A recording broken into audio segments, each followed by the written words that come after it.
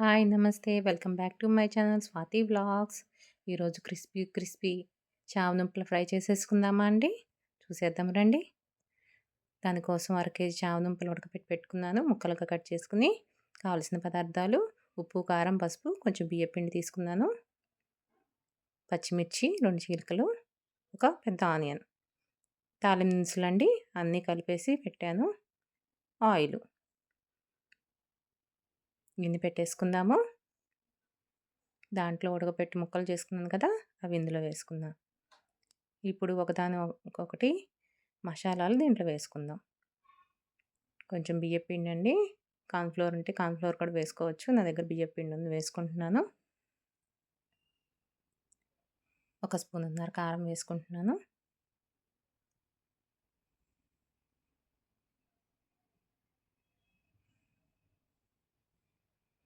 ఉప్పు, పసుపు,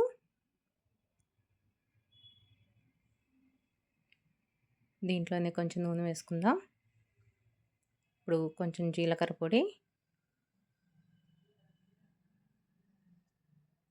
కొంచెం ధనియాల పొడి, కొంచెం గరం మసాలా పొడి.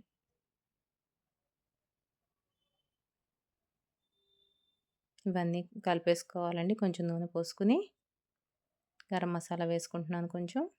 టేస్ట్ బావుంటది వేసుకోండి. మంచిగా కలిపేసుకుందాము ముక్కకు పట్టేలాగా.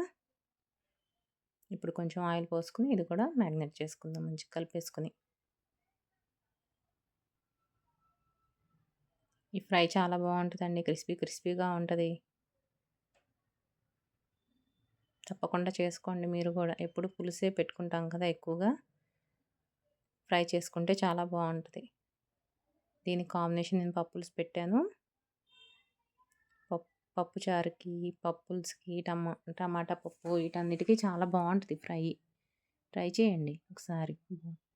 ఇప్పుడు బాండీ పెట్టేసుకుని ఆయిల్ వేసుకుంటున్నాను.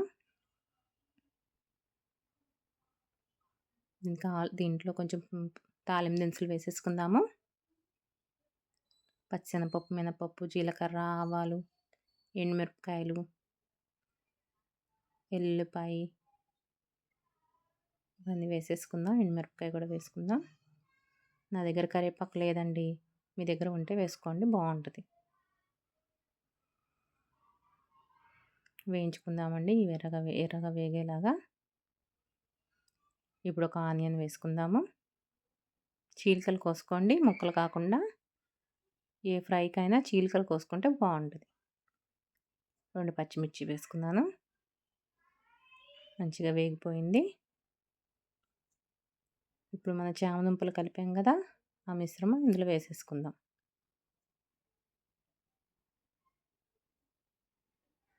మొత్తం వేసేసుకుందాం.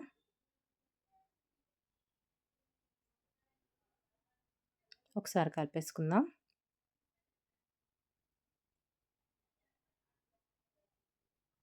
పైనుంచి కిందకి మొత్తం ఆ తాలింపంతా పట్టేలాగా కలుపుకోవాలి. దీన్ని బాగా వేయించుకోవాలండి. దీనికి మూత పెట్టకూడదు.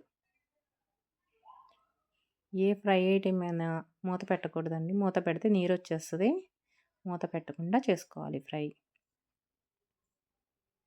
చూసారా సగం వేగింది. ఇది బాగా క్రిస్పీగా వేగిపోవాలి. అసలు గిన్నెకి గూడా అంటుకోలేదండి.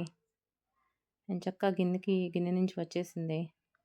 స్టీల్ బాండీ బాగా అంటుకుపోద్ది అనుకుంటారు కానీ అస్సలు అంటుకోలేదు. చూసారా ఎంత బాగా వేగిపోయిందో.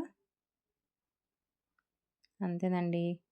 టేస్టీ టేస్టీ క్రిస్పీ క్రిస్పీ చామదుంపల ఫ్రై రెడీ అయింది. మీరు కూడా చేసుకుని కామెంట్‌లో చెప్పండి ఎలా ఉందో. మీకు నచ్చినట్లయితే సబ్స్క్రైబ్ చేసుకోండి, కామెంట్ చేయండి, షేర్ చేయండి. థ్యాంక్స్ అండి.